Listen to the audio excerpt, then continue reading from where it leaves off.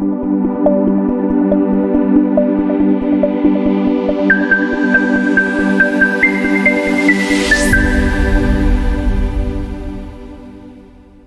wonder why 90% of salespeople don't make it within 5 years? Meaning, real estate, insurance, it doesn't matter what you do.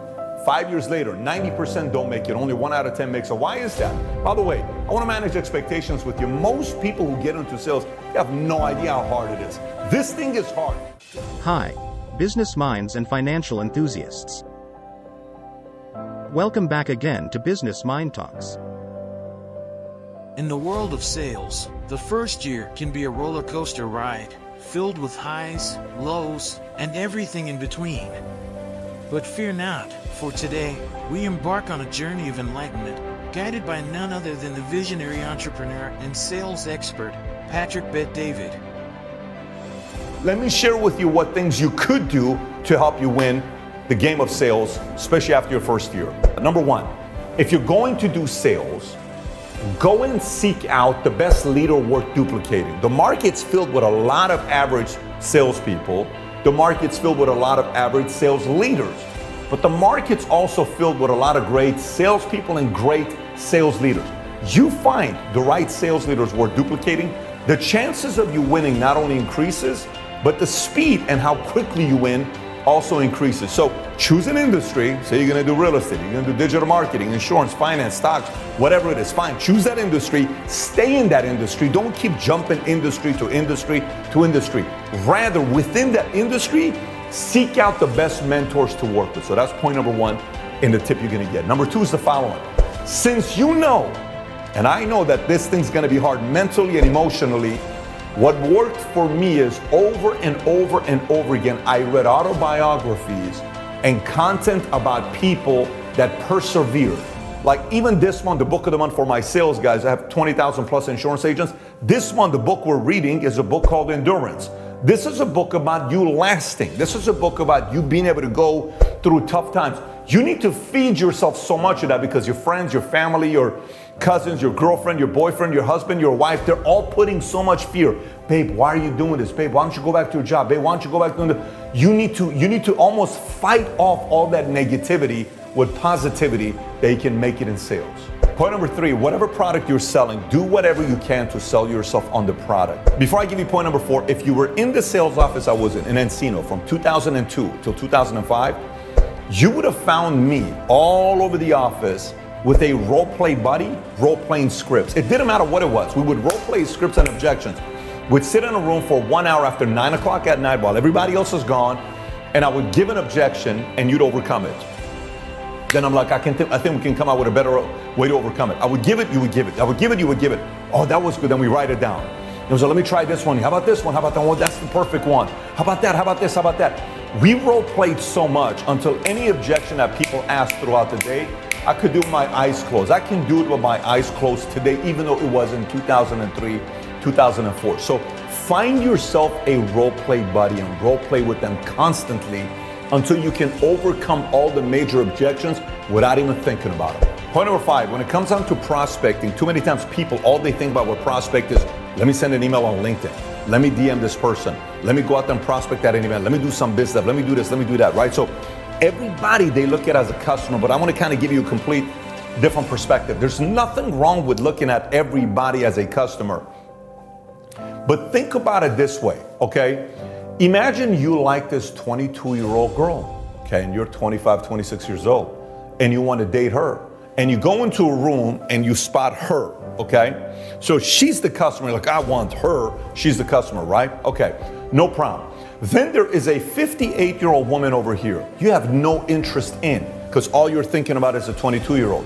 But what you don't know is that 58-year-old woman is her mentor, her mom, her auntie that she admires the most, that if you win her, she'll put in a good word into the 22-year-old, and then she's gonna go on a date with you because she'll make the introduction. So rather than going 22, you go to the 58-year-old, you talk to her, you get her, what, can I get you something, ma'am? Is there anything I can get you? Oh, wow, you're so sweet. Yeah, you know what, I would like them, no problem, let me get you a drink, here you go.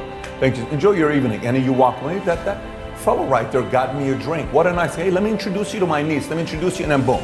So, Pat, where are you going with this? Here's where I'm going with this. I would go networking for my main referral source, influencers, okay? And I took care of them as much as I could. Whatever they wanted, I took care of them because I knew they were going to lead me to the customers that I wanted. Not just once, not just twice, not just 3 times, for years and years and years and years to come. So, going back to it, as much as it's great to think about prospecting as in let me go get the client, think about prospecting as in let me find the influencers that can introduce me to customers for years and years and years to come. But wait, before we proceed, I will ask you a question. Are you ready to take control of your financial future? If yes, introducing Cash Flow Academia. The ultimate online course designed to unlock the secrets of financial success.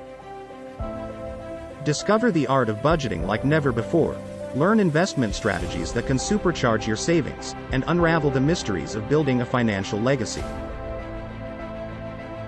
Cash Flow Academia is not just a course, it's your roadmap to financial empowerment. Don't miss out on the opportunity to secure your financial future.